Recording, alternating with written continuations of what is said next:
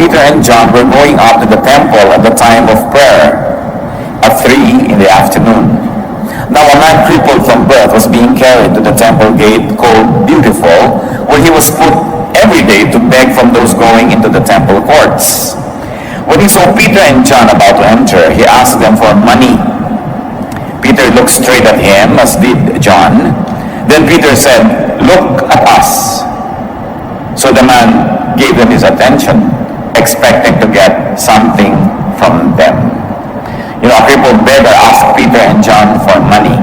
Kaugalian po ng mga tao noong araw, at hanggang ngayon din naman sa maraming mga bahay dalanginan in many places of worship, nilalagay po nila yung mga may sakit, yung mga lumpo, mga bulag, nasa may pintuan ng templo para sila ay humingi ng limos. Sapagkat inaasahan na bago ka lumapit sa Diyos, magawa ka muna ng mabuti sa iyong kapwa. Bago ka humingi ng blessing sa Diyos, magbibigay ka muna ng blessing sa iyong kapwa.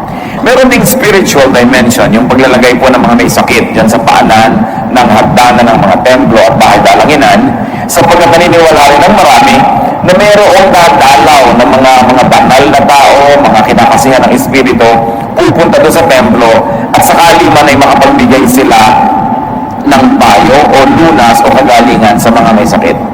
Kaya hindi lahat ng namamalimos sa pintuan ng mga simbahan ay humihingi lang ng pera. Yung iba, hinahanap nila, madaanan man lang sila ng anino ng isang kinikilala nilang banal na tao at naniniwala sila na mayroong magiging blessing sa ganung uri ng gawain.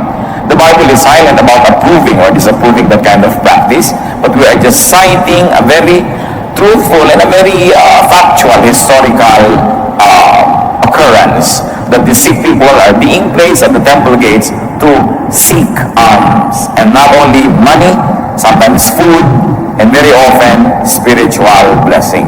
And so this was the case of this crippled man. Mula pagkabata ay lumpo na ang lalaking ito, kaya lumaki na lang siya sa awa ng iba. Hindi natin alam kung mga kamag-anak niya yung nagdadala sa kanya, ulila ba siya o ano, pero itinuturo lagi sa kultura ng mga Israelita na maging matulungin sa mga kapuspalad. Kaya merong nagdadala sa kanya, idinedeliver siya doon sa may pintuan, sa may hagdanan ng templo, araw-araw para siya makalimos. The Israelites went to the temple 5 times a day to pray. Sa maraming pagkakataon na siya ay matulungan. At ipinakikilala ang espiritualidad kasama ng mabuting gawa sa mga kawawa, sa mga hikahos at mga may sakit. Nung dumadaan itong si Pedro at itong si John, ay humingi sa kanila ng limos itong lalaking ito. Pera ang hinihingi niya, at siya ay nagulat ang sinabi ni Pedro, "Tumingin ka sa akin. Tumingin ka sa amin. Titigan mo kami. Minsan sabihin kami sa iyo." Akala niya malaking pera ang ibibigay. Acts 3, 6-8. Then Peter said, "Silver or gold I do not have, but what I have I give you. In the name of Jesus Christ of Nazareth, walk." Siguro yung first part ng sentence niya ay nakaka-disappoint doon sa lalaki. Sabi, wala kaming pera, wala kaming kapera-pera. Pero kung anong meron kami, yun ay bibigyan namin sa iyo. Sa ngalan ni Jesus na taga Nazareth, maglakad ka. Tumayo ka, gumaling ka dyan, at hindi ka na kailangang mamalimos pa. Acts 3, 6-8. Taking him by the right hand, he helped him up, and instantly the man's feet and ankles became strong.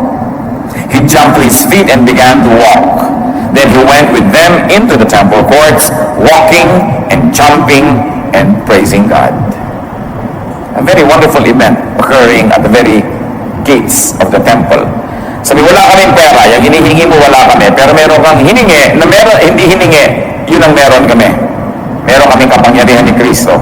At sa pangalan niya, inuutosan ka namin, tumindig ka dyan at maglakad ka. At tapos inabot nila ng kamay itong crippled man at itinulungan tumayo. At ganun din sa panahon na yon, doon ding oras na yon, gumaling ang kanyang karamdaman. Siya hindi lang nakalakad, nagtatatalon pa, nagsasasayaw, sumunod sa kanila papasok sa templo. So Peter and John had no money, therefore they gave no money. But they gave the power of Jesus Christ. And they gave their hands to help the beggar stand up. That's what they had. They had hands, they had spiritual power in the name of Jesus. That's what they gave. Peter and John gave what they had: company, fellowship. Matapos na tumayo ang lalaking ito, sinama nila, pumasok sa loob. For the first time sa buhay niya, nakapasok siya sa loob ng templo kasi hanggang pinto lang siya. So binigyan ni Pedro at ni Juan itong lalaking ito. Kung anong meron pa sila, yung kakayahan na sumama at samahan ng lalaking ito. They gave company and fellowship. And this is a great gift to an isolated and a lonely man. Kung kayo ay isang lumpo na hindi nakakapunta sa gusto niyong puntahan, kung binuhat kayo at iniwan kayo sa isang lugar at kung hindi pa kayo kunin doon na hindi kayo makakaalis doon, you must have another miserable life. Hindi kayo nakakapili na makakausap, yun lamang gustong lumapit sa inyong makakausap niya, hindi kayo pwedeng lumapit sa gusto inyong lapitan. So ano pang kailangan? Kailangan ng taong ito, companionship. Kailangan niyang makasama, magkaroon siya ng mga kagrupo, maging miyembro siya ng isang grupo. And that was one instance when money would have been the least meaningful gift. Maaaring sa buhay niya, nasaya na siya na ang climax ng buhay niya, magkano bang napalimos niya, magkano bang naibigay sa kanya ng mga naaawa, at ang nagiging kahulugan ng buhay niya ay kung magkano ang kanyang kinita. But that one day, all that money that he could ever ask from people and beg for became meaningless. Because now he never needed anymore to beg because he got infinitely more. Kung minsan, humihingi tayo ng pera sa tao, yung pala meron pa siyang ibang mas magandang maibibigay sa atin. At akala natin kung nakuha na natin yung pera na yon ay panalo na tayo. Ganyan din yung mga kuminsan ng dadaya. Gagawin kang business partner, bala ka lang dayain. Pag nakuha yung pera mo, akala niya nakaisa na siya. Pero kung sakasakali pala na naging patuloy ang inyong pagkakaibigan at partnership, mas marami pa siyang kikitain na kasama mo kesa sa inisahan kanya na gano'n. Merong mga nagnanakaw, merong mga gumagawa ng masama, o kaya pipilitin nila na makuha nila yung pera ng kapwa nila, yung parte nila, mana nila, hindi nila alam kung natuwa pala yung kapwa nila na yun sa kanila, mas malaki pa ang naghihintay sa kanilang gantimpala. There are times when money is the least that we could get and receive from people. That's why you must have the spiritual discernment to know when money is not what it counts. Now, lack of money does not have to be equated with inability to help. Isa yan sa nakita po natin na napaka-practical na katotohanan, it doesn't mean inability to give. Pag wala kang pera, hindi ibig sabihin wala ka nang pwedeng ibigay, na wala ka nang pwedeng magawa, na magiging baliwala ka na. So what is important for us is to take stock of what you have and give it. Give from it. Ano bang meron ka? Ano ba ang pwede mong ibigay sa nangangailangan? Ano ba ang pwede mong ibigay sa isang organisasyon na gusto mong tulungan? Ano ba pwede mong ibigay sa isang church, sa iyong bayan? Marami pa. Punong-puno po ang Biblia ng mga kautusan at mga katuruan tungkol sa pagbibigay ng kung anong meron ka. 1 Timothy 6:18 to 19, command them to do good, to be rich in good deeds, and to be generous and willing to share. In this way, they will lay up treasure for themselves as a firm foundation for the coming age. So dapat daw palabigay ang tao sapagkat yan lang ang paraan na nakapag-impok siya ng kayamanan para sa darating na panahon. Doon sa panahon na walang hanggan, sa panahon na uuwian ng lahat ng nilalang. Sabi, iutos sa kanila, turuan niyo sila na laging gumawa ng mabuti. Maging mayaman sila sa pamamagitan ng mabubuting gawa. Palabigay at handang-handa na ang kanyang mga tinatangkilik na mga magagandang bagay ay partihan, hatian ang kapwa. Proverbs 19:17, he who is kind to the poor lends to the Lord, and He will reward him for what he has done. Ang mabuti pala sa mga mahihirap, palamigay, ay nagpapautang sa Diyos. At napakasarap magpautang sa Diyos dahil hindi siya nanunuba. Lagi siya nagbabayad, may sobra pa. Because God will never permit Himself to be any man's debtor. He will never permit Himself to be indebted to any human being. That's why when you give to God, it becomes a very, very wonderful and sure investment. Now, to give to the poor doesn't always mean to give money, and poor doesn't always mean poor in material wealth. Because there are many people who are spiritually and emotionally poor. We must consider them as well, and we should continue to give to them as we have, as we are able to give. Proverbs 11:24, one man gives freely, yet gains even more. Another withholds unduly, but comes to poverty. Maobserbahan niyo po sa Biblia, mga kapatid, ang dami-daming mga ironies at mga kabaligtaran. Isa na dito yung binanggit ng Proverbs 11:24. Meron daw mga taong sobrang palabigay, pero lalo namang nagkakaroon. At meron naman ang nadamot, lalo namang nawawalan. Kaya napakahalaga na sinusunod natin yung katuruan to be generous, to give when we are able. At bakit po natin ito pinag-uusapan, mga kapatid? Una, dahil talagang foundational to spirituality yung giving. For God so loved that He gave. Yan ang isa sa mga definition ng loving, giving. Sabi nga nila, you can give without loving, but you cannot love without giving. Isang gasgas na yan, quotation na yan. Pero totoo, hindi mo pwedeng sabihin nagmamahal ka pero wala kang binibigay. Sabagat ang tunay na pagmamahal ay naipapahayag sa pagbibigay. And love is not love until you give it away. The intention to give is not yet love. The act of giving is a definition of love. So one who gives friendship naturally begets friendship, and one who withholds friendship naturally loses it.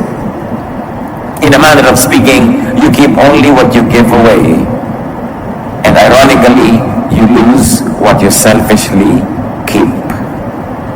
Sa buhay espiritual, marami pong kabaligtaran. Yung ipinapamigay mo, yun lang ang bumabalik sa'yo. At yung pinipilit mong kamkamin, sarilinin, yun naman ang nawawala. Proverbs 3:27-28.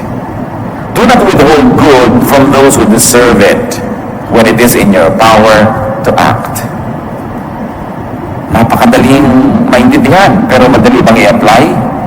Huwag daw pagkakaitan ng mabubuting bagay ang mga karapat dapat tumanggap nito.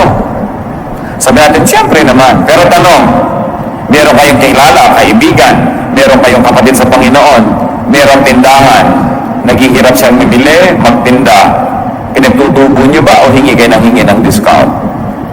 The person na namumuhunan deserves to profit. Kaya nga siya nagpapamod, gumigising ng maaga, nagtitinda para siya tumubo. Tapos wala kang gagawin kundi humingi ng discount. Pag merong ahente na nagbebenta sa'yo ng kotse, ng lupa, ng insurance, alam ko may commission ka dyan. Hati na lang tayo sa commission mo, bawasan mo naman yung commission mo. Kaya nga siya nagtitinda niya para siya magka-commission, tapos hihingin mo yung commission niya. That is withholding something from the one who deserves it. Because the person works.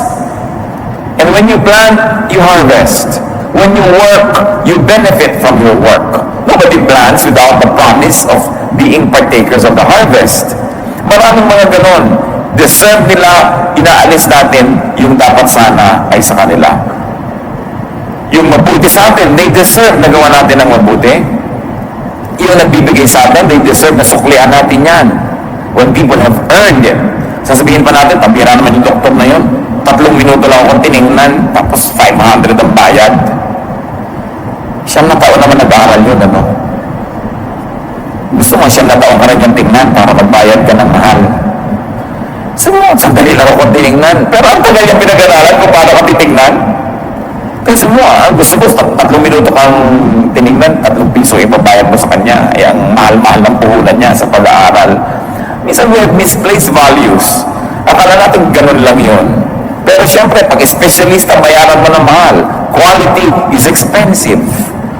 Pero gusto, ang ganda-ganda ng bibilin, ayaw naman magbayad.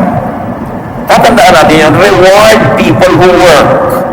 Make it a habit to reward people who work. And one of that is to allow them to earn. What can we give to people? Nakita niyo po si Peter and John, ibinigay nila yung nasa kanila, kapangyarihan na spiritual, at yung mga kamay nila na pwede nilang iabot. Meron sila nun eh. At yung oras nila para makisalamuha, makipagmabutihan, makipag-fellowship doon sa taong hindi pa naranasan kahit kailan na may makasama at pupunta doon sa loob ng templo. Sa atin ngayon, what can we give to people? And I like you to think of people you love, those who love you, those who are good to you, and those who you think you are good to. We have to give people attention. Ang kakulangan sa atensyon ng isa sa mga pinakamalaking karukhaan ng tao ngayon, kulang na kulang sa pansin. Marami nga yung mga bata lumalaki, isa lang yung magulang na kasama sa bahay dahil nagtatrabaho sa malayong bayan. Kung isa nga, parehong wala pa, kulang sa pansin. Maraming mga asawa, kulang sa pansin. Maraming mga magulang, kulang sa pansin. Ewan ko lang, kung i-score natin yung sarili nyo pa, masasabi nyo kulang ka sa pansin. Marami nun, kung aaminin lang natin yun. We always think we get less attention than we deserve or less than we want. So it's an epidemic. But it's so sad when it's your very husband or wife, your very girlfriend or boyfriend, your very friend, your very relative, your very office mate, housemate, classmate, yung hindi natin nabibigyan ng attention. We can write, we can call, madali mag-text, and some even YM, mag-chat, so that we can minister to give comfort. You can give comfort. We can give company. It's very important to give people companionship. We can give them connectedness and connection. People like to connect, so they like na may kasama, may kausap, may kasabay. People need affirmation, and we can even give them entertainment. When there's too much to worry about and to think about that they're already at the brink of probably destroying themselves or being destroyed, then people need to be entertained. Kailangan malibang, maaliw, kailangan ilayo ang iniisip sa mga nagpapabigat sa kanilang buhay. At lahat ng yan ay dapat at kailangan nating ibinibigay sa ating kapwa. 2 Corinthians 1:4, God comforts us in all our troubles so that we can comfort those in any trouble with the comfort we ourselves have received from God. Tayo daw ay binibigyan ng Diyos ng ginhawa at nang sa ganoon ay makapagbigay din tayo ng ginhawa sa mga nangangailangan nito. Sa makatwid, ang ginhawa na ating tinatamasa ay hindi lang para sa atin. Ito yung binibigay din ng Diyos para tayo naman ang magbigay nito sa mas nangangailangan pa. So whenever you are not very needy of comfort, it means that you are positioned to be the giver of it. Dalawa lang naman yan eh. Kayo yung talagang kailangan yung may magpaginhawa sa inyo, magpaluwag ng loob, mag-minister sa inyo, magpalakas ng loob. Pero kung hindi ganun ang ating kalagayan, salamat. Pero ang ibig sabihin, tayo naman ang dapat naghahanap ng mapagbibigyan natin ng ganong ginhawa. Job 2:11, when Job's 3 friends heard about all the troubles that had come upon him, they set out from their homes and met together by agreement to go and sympathize with him and comfort him. Alam natin ang kahusayan ni Job, napakayaman, napakasikat, pero lahat ng mga pagpapala ito nawala sa isang iglap. Namatay ang mga anak, naglaho ang mga kayamanan, nabalot ng galis ang kanyang katawan, nagkaroon siya ng sakit. Yung tatlong kaibigan niya, nag-usap-usap, nagkita, naglakbay ng malayo para makiupo sa kanya doon sa mga abo. Kaugalian doon, umuupo sila sa abo pagka sila ay nagdadalamhati. When they are mourning, they sit in ashes.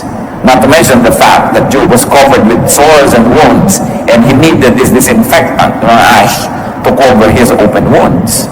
But they sat with him 7 days, not saying anything, just providing the ministry of presence. Mga kapatid, presence is a very powerful ministry. Hindi mo na kailangan pa magsalita, hindi mo kailangan mag-moralize, hindi mo kailangan mag-philosophize. Just be there when people are sick, when people are lonely, when people are needy, when they are dejected and rejected, when they are frustrated with life. Just be there. And there's power from your presence that could minister to the person. Kaya talagang binibigyan natin ng panahon yung ganung uri ng ministry. We can give people companionship. Magkakamag-anak na ito mga pinag-uusapan natin. Companionship is one of the deepest needs of man. And most of the time, it is never met adequately. Matthew 26:36-38. Then Jesus went with his disciples to a place called Gethsemane. And he said to them, sit here while I go over there and pray. He took Peter and the 2 sons of Zebedee along with him, and he began to be sorrowful and troubled. Then he said to them, my soul is overwhelmed with sorrow to the point of death. Stay here and keep watch with me. napakalalim na maaari po nating mapag-aralan dito sa hiniling na ito ng Panginoong Yesus sa kanyang mga disciples.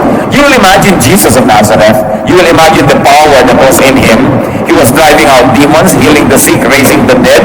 Pero sabi niya sa kanyang mga kasama, sobra ako namimigati. Sobra ako nalulungkot. Ang bigat-bigat ng kalooban ko. Damayan niyo ako. Dito kayo, samahan ninyo ako. Kung si Jesus nangangailangan ng kasama, lalo sa ganung mga malulungkot na panahon, at kung siya marunong malungkot, mangulila, humiling ng makakasama, hindi lalo naman tayong lahat. Kailangan natin yun. Kaya kailangan marunong tayong makiramdam. Kung minsan may magte-text sa'yo, musta? Actually, siya ang nangangailangan makumusta. Hindi mo kinukumusta, kaya siya nagpapadala sa'yo ng musta. Sasagot ka naman, sa. Papilosopuhin mo pa. O kaya, sabi mo, okay. Tapos na, wala ka walang tanong, ikaw, kumusta? Mga kapatid, pag may namumumusta sa inyo, 99% of the time, siya ang nangangailangan makumusta. Pinapaalala sa inyo, hoy, buhay ako, kumustahin mo naman ako. Sasagutin niya naman, ikaw, kumusta ka? Hindi lang, tapos na. Nangangailangan yun. Sa niya, my soul is overwhelmed with sorrow. Karamay. Makikiramdam tayo sa tao. Kung minsan sabi niya, uy, kain naman tayo sa ganon. Kakain ka pa, yung pasasabihin mo. Hindi naman kasi lahat ng nag-aayang kumain, gusto kumain, kung minsan ang gusto niya, makasama ka. Wala lang excuse. Yung mga pakapi-kapi, coffee tayo. Gusto pa naman talaga ng tao katakot na coffee sa loob ng katawan niya. Kaya lang, ano sasabihin niya? Magtinginan tayo, mag-usap tayo. Kaya excuse lang yun para meron kayong magawa because probably they like your company or they need your company. So you don't just dismiss readily what people ask you to do with them because behind and beneath the surface could be a deeper need. And we, especially the people of God who profess to be spirit-led, must be sensitive to the needs of people. Hindi yung gusto lang natin silang i-Bible study, gusto lang natin silang sermonan, gusto lang natin silang payuhan. Tapos, pagka naman kailangan nila yung mga moments na may kausap, kasama, kaulaya, wala ka naman. Napakahalaga nitong ganitong presence. At itong ating bansa, habang lalo tayo naghahanap ng pera, nagiging industrialized, o kaya nag-export tayo ng labor, sobra-sobra, 10 million mahigit, no? Ng mga overseas Filipinos. Sa bawat isang umaalis, ilan ang namumulila na asawa, ina, anak, kapatid, ama, kaibigan, kapitbahay, ang dami. Kaya padami ang malungkot dito sa Pilipinas. Katayo pa naman ang kasiyahan natin, tao eh. Talagang pag may tao, masaya na tayo dyan. Yung mga tao na mawawala. Kaya yung mga natitira, kailangan nagtutulungan lalo. And we minister to one another. It's greater than the ministry na sasabihin mo gagawa ka na kung ano ng great religious activities. Because the ministry that really pleases the Lord is a ministry that touches the heart. The ministry that comforts the afflicted, that gives comfort to the wounded, and healing to those who are sick. And many people are so emotionally sick. Many times we are so sick as well that we forget that the others are sick also. Nang mahanap na lang tayo ng atensyon, nalilimutan natin yung pinaghahanapan natin nun, nangangailangan din. Na ang tunay na pagmamahalan ay kahit nabibigatan ako sa dala ko, tinutulungan pa rin kita sa dala mo. Na kahit meron ako mga problema dito, nakikisali pa rin ako sa problema mo. Na hindi ko hihintayan na maging problem-free ang buhay ko para ako magsimula na magbigay ng attention sa'yo. Because people are very needy of attention. Of course, we can also give counsel. Proverbs 27:9, perfume and incense bring joy to the heart, and the pleasantness of one's friend springs from his earnest counsel. Ang tunay daw na halimuyak ng isang kaibigan ay nagmumula sa kanyang matalino, maayos, makadiyos na payo. Kaya nagbibigay tayo nun. Naturally, we give people prayers. Wala namang gastos para ipanalangin mo ang isang tao. Libre ng maarte ka, kailangan pang manalangin sa paanan ng bundok, Golgotha. Medyo magastos yun. Pero kahit sa pwede ka mag-pray. So, hindi ka nagkakagastos, pwede mong ibigay yan. 2 Corinthians 1:11, as you help us by your prayers, then many will give thanks on our behalf for the gracious favor granted us in answer to the prayers of many. And of course, you add to your notes, naturally, what Peter and John give Jesus. Kapag ibinigay mo na sa Panginoong Jesus, talagang kompleto na. Pasimula ng pagtanggap niya ng napakaraming mahuhusay at mabubuting bagay. Share Jesus like Peter and John did. But remember this, sharing Jesus needs practical deeds. Hindi lang tanggapin mo si Jesus, period. Kailangan sinasamahan mo, tinuturuan mo, ginagabayan, ipinapanalangin, ibinibigyan ng companionship. Pag pinag-aralan natin yung Christian movement, yung kauna-unahang mga pagsasama-sama nila, they were full of practical ministrations. Hindi sila tagtag ng theology, hindi sila tagtag ng mga ano mga difficult studies, pero punong-puno sila ng pagtutulungan, pagmamahalan, pag-iibigan, and that made the initial Christian movement very, very powerful.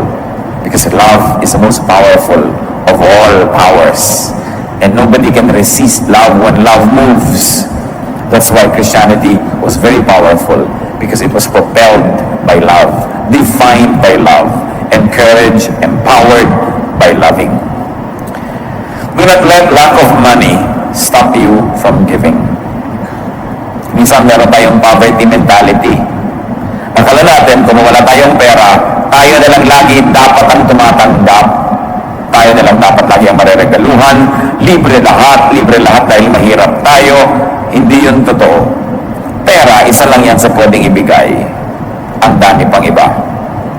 But we should always be giving, because giving gets us involved in the cycle of life.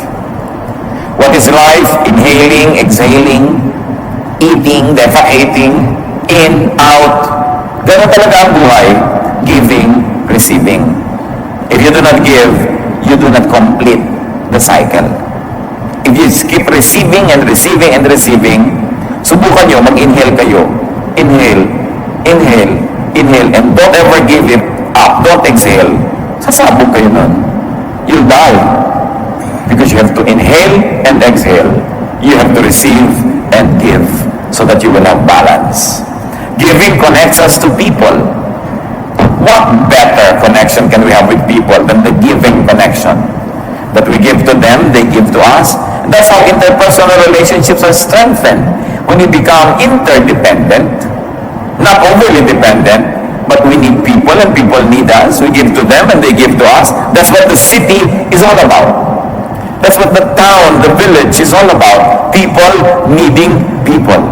You want the baker to be there, you want the bartender to be there, you want the preacher to be there, you want the laborer to be there. You live in a village, you live in a town or a city where people minister to people. You don't live a hermit's life. That's what being together is all about. So giving connects. Giving earns for us the privilege to receive. And not only that, to keep receiving. Sometimes you receive, you do not give back. You still receive, you do not give. You still receive, you do not return the favor. You receive, you do not give back. Do you think you can keep on receiving? No, it will stop. Because only logical way to complete the cycle of receiving is giving also. Kailangan nagbibigay. It is only when you give that you continue to perpetuate the recycling of very positive energies. Proverbs 11:25, a generous man will prosper. He who refreshes others will himself be refreshed. Yan ang paraan. Para ka manariwa ang mga pagpapala sa iyo, panariwain mo ang iba. Para ka madilig, magdilig ka. Para ka sumaya, magpasaya ka. Napakahalagang maisip yon. Giving empties us enough to receive again. Because when you let go, your hands become free to receive fresh supplies. And giving expresses our gratitude to the giver, who is God, and to all other givers who are people. Kung tayo marunong tumanang ng loob, sa Diyos. Pag tumatanaw tayo ng ating utang na loob, nagbibigay tayo sa Diyos, sa kanyang gawain, at sa kapwa-tao. Ang isa sa mga pinakamabuting pagtanaw ng utang na loob sa kapwa-tao, lalong-lalo hindi mo na kaya siyang bayaran, wala siya, o hindi niya kailangan, gumawa ka ng mabuti sa iba na hindi rin makakabayad sapagkat walang-wala. Mas hindi ka kayang suklian o bayaran, mas totoo ang pagbibigay. At doon lang tayo nakakabayad-bayad sa napakarami rin namang tao, hindi na natin kayang hanapin pa para suklian din sa mga kabutihan ginawa nila sa atin.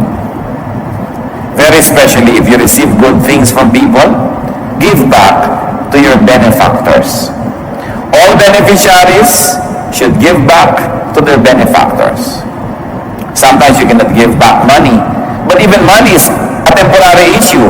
Sometimes you cannot now, but tomorrow or next year you can.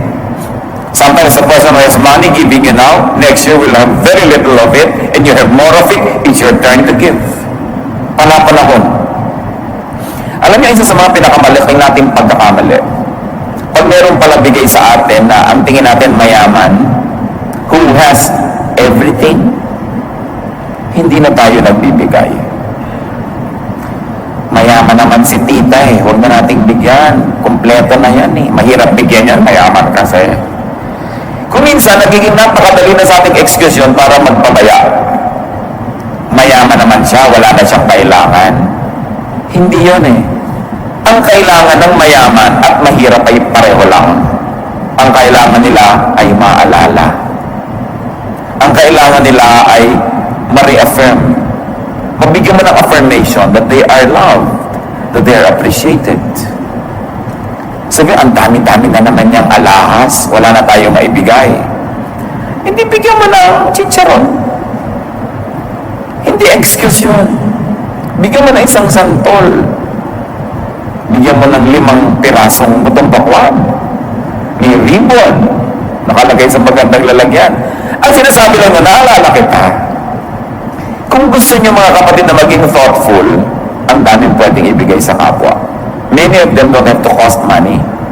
Makapulot ka ng magandang tuyong dahon, sulatan na ng pentel pen, God loves you, and so do I. Diba? Saya naman makatanggap ng ganon. Yung iba, akala nyo kung may pera yung kapwa nyo, mataas ang posisyon, maraming damit, maraming gamit, pwede nang hindi regaluhan. Palusot lang yan. If you really like to give, you give to the poor, you give to the rich. Because the rich man, like the poor man, needs love. We all just need love. A little bit more of it, if possible, a big bit more of it. That's what we want. And you can never go wrong when you give love. At yan kuminsan ang problema na hindi naman dali-dali at madaling isinisiwalat ng mga makapangyarihan, sikat o mayaman, that their relatives, their friends, and people around them don't give them anything anymore just because they think they are self-sufficient. No man is an island, therefore no person is self-sufficient. Ang lahat kailangan ng kahit konting pagtingin. Kahit pa sila, mga sasabihin nyo, makapangyarihan. And a person who gives will not run out of goods and will not run out of friends. It is the selfish who runs out of love. Yung makasarili, ang meron ng kaibigan, nawawala pa. Meron ng nagmamahal, nawawala. Yung ginagawa mo na pagbibigay ng mabuti sa iyong kapwa, aminin mo ba't hindi, naghihintay ka rin ng sukli. Kahit yun ay thank you, kahit yun ay isang kiss, kahit yun ay kotse o bahay o anuman, dapat sinusuklian. At hindi lang pera ang panukli. Actually, yun talaga pinag-uusapan natin dito. Don't ever have the excuse that just because you don't have enough money, you are already free from your obligation to be nice. Na magsukli. Give what you have. Tulad nila Peter. If not money, then service. 1 Peter 4:10, each one should use whatever gift he has received to serve others, faithfully administering God's grace in its various forms. Madalas mangyari ito sa magkakapatid. May sakit ang magulang nyo. hili-hilian kung sino magpapa-ospital, pakiramdaman kung sino ang pinaka hindi makakatiis, bumubula na yung bibig ng magulang, nangingisay na, kulay asul na, wala pang nangunguna kasi kung sino magdala sa ospital, siyang magbabayad. Pakiramdaman. Mga kapatid, siguro hindi naman mahirap isipin ganito. Natural, yung mas maraming pera, yun ang meron siya eh. Siguro mas maaasahan talaga na siya ang magbibigay. Pero ikaw na walang pera, di ikaw ang magbantay. Ikaw na yung magpaparito, mag-ayos-ayos. Kasi wala ka namang kontribusyon na pera. Give service.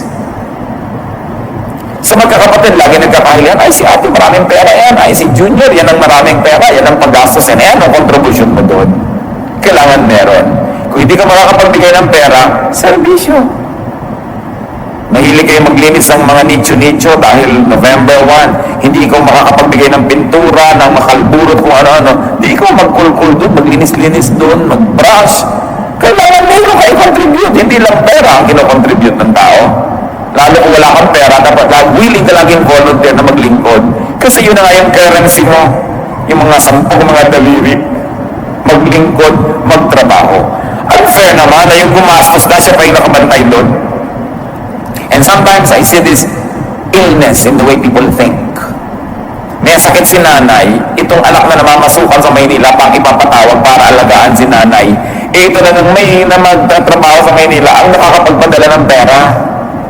So yung kumikita ng pera, dapat hindi yan inaabala. Hayaan niya siyang kumita. At yung mga nakatiwang-wang dyan, kayo magtrabaho, magbantay, maggawa niyan. Para yung naghahanap buhay, patuloy makapaghanap buhay. Kanya-kanya tayo ng kakayanan. Kanya-kanya dapat ng assignment. Ang nangyayari kasi sa Pilipinas, yung pinaka-responsabling anak, sa kanya na lang ipinapasan lahat. Hanggang siya igupo, mamatay o magsawa, mag-abroad, at hindi magbigay ng number kung nasan siya, dahil talagang nagsawa na. Huwag nyo namang sobrang asahan, yung naaasahan. Tapos lagi natin pinapalusot, yun nagpapalusot, because that is not God's justice. You should reward those who work and punish those who do not. Sabi nga sa New Testament, if anyone does not work, he should not eat. Talaga ang higpit ni Paul sa kanyang mga bagay. Pero dahil napakarami man talaga, abusero. If you cannot give money, then give other goods. Meron naman dyan, pupuntahan pa ng doktor sa bahay nila, doktor, wala po kaming kapera-pera, pasensya na kayo, talagang mahirap lang kami. Diba? Pero meron naman kayo doon mga prutas, pwede nyo ibigay. Meron naman kayo antik na kama, di ibigay nyo. At sa lagay, libre na lang, meron naman kayo pwedeng ibigay, ayaw nyo pa rin ibigay. So paglingkuran mo kami, pero yung amin pa rin. You must always give value for value. You must never try to escape responsibility. Kung meron kayong pwedeng ibigay, ibigay nyo. Huwag kayong mang-alibre. Laging meron yan. Goods, service. Philemon 1:17, si Paul, nung merong isang runaway slave na naging Christian, pinabalik na dun sa amo. Sabi ko, kilala ko ang amo mo. Sasabihin ko sa kanya, huwag ka na niyang idemanda, huwag ka na niyang parusahan, tanggapin ka na lang niya. Sabi niya sa 1:17, Philemon, so if you consider me a partner, welcome him as you would welcome me. If he has done you any wrong or owes you anything, charge it to me. Value for value. Sabi ni Paul, ikaw, marami kang utang na loob sa akin, ha? Naging Kristiyano ka dahil sa akin. Nakakilala ka kay Kristo dahil sa akin. Laking utang na loob mo. Bueno, itong slave mo na tumakas, naging Christian din, naglingkod sa akin, kinagigiliwan ko siya, pinababalik ko siya sa'yo, huwag mo na siyang singilin. Charge mo na lang sa akin. Kulang ka pa. So, value for value. Dapat ganun. Sa Romans 15:26-27, for Macedonia and Achaia were pleased to make a contribution for the poor among the saints in Jerusalem. They were pleased to do it, and indeed they owe it to them. For if the Gentiles have shared in the Jews' spiritual blessings, they owe it to the Jew to share with them their material blessings. Nagkaroon po ng mga tag-hirap sa Jerusalem, kung saan yung mga Hudyo ay nakatira, at kung saan mula sa mga Hudyo, si Jesus, ang Kristyanismo, ay nakarating sa mga Gentiles. So nung umasenso yung mga Gentile churches, sabi nitong sumulat ng Romans, kayo, nakatanggap kayo ng spiritual blessing galing sa Israel. Ano ano marapat yung gawin? Hindi nyo sila pwedeng mabless spiritually. Sila nga ang nagbigay nun. Bigyan nyo sila ng pera. Magpadala kayo ng tulong. May pangangailangan sila ngayon, nahihirapan sila. Palitan nyo ng material blessing, yung spiritual blessing na nakuha nyo galing sa Israel. This is the essence of the verses. Sasabihin, hindi pwedeng libre-libre kahit spiritual blessing. Palitan mo ng ibang blessing. Maganda, spiritual din. Ngayon, kung hindi mo kaya yun, o kulang, gawin mo iba. Servisyo, o material, o gift. Dapat ganun, value for value. Di ba natin nakita? Pwede naman i-declare ng Diyos, o lahat ng tao, patawarin na lang lahat ng kasalanan, libre na lang kayo lahat. No. That's not God's way. Jesus paid. May bayad. May bayad ang lahat. Walang libre. So dapat willing tayo na nagbabayad. Nakikitira ka sa kamag-anak mo, gumagastos ka ng kuryente, tubig, hilig-hilig mo pang mag-plancha, number 3 ka pa mag-electric fan. Alam niyo, ang init ng mata ng mga tiyan nyo, nakikitira kayo, naka-electric fan pa kayo lagi. Baka akala niyo, hindi niya kinukwenta yun. No? Pag nagluluto siya, dapat 3 na yung anak, 5 pirasong pork chop lang, inandun ka, naging 6. Bilang yun ng mga kamag-anak, kala niyo ba? So dapat naman papalitan mo, naglilinis ka dyan, nag-uugas ka ng kotse, lalo't wala ka naman maibigay na pera, servisyo. Huwag yung tatamad-tamad ka, nanonood ka palagi ng TV, kinukwenta niya, yung kuryente kaya nagagastos ito, pag nanonood ng TV. Colored pa, yung black and white na ibigay nyo dito. Marami kasing tao hindi na nila iniisip. Akala nila ganun lang ang buhay. Always give. And when you have money, brothers and sisters, put it to good use. Make it talk. Because when money talks, people listen. So kung may mga ape, make your money talk para sila ma-redeem. No? Pagka merong mga kawawa, make your money talk. Put it to good use. Because the best use of money is being spent. Ngayon, nararamdaman ang kapangyarihan yan. At pag ginamit mo yan sa tama, sa maganda, it becomes a blessing. When you have things, give. When you don't have things, give other things. You can give time, you can give service. Pero alam nyo, sabi nga ng isang kamabata ko, sabi niya, saan ka ipakisama ang pera? Totoo nga naman, yung nakikisama ka, yung bunutan, parang bilis-bilis mo magbunot ng pitaka, hindi yung bayaran talagang parang hindi mo mabunot-bunot, laging may nauna na, yung parang kakainisan ka na niya, di ka na isasama next time, dapat ang bilis-bilis mo bubunot. Yun ang pinakamasarap ipakisama, pera. Hindi ang kunat-kunat mo, pinapakilos mo yan. It oils the entire machinery, and it can do lots of good things, and lots of wonders. Money opens doors. Money makes people smile. They give you the extra mile. So why don't you make it work? Especially if you have it. What do you give? Those who love you. What don't you give? Those who love you. Maganda siguro pag-isip-isipan natin yan. Meron ba tayong mga napapabayaan na suklian, mahalin? Kung hindi pera, service, attention, we always have something to give. And the least is time. Diyan tayo equal. Everybody has 24 hours a day. And time is one of the best gifts you could give to people. You cannot give it to everybody. You cannot give it every time. But we must be discerning when we must spend time with people because they need us. It's very important. Diyos namin sa langit,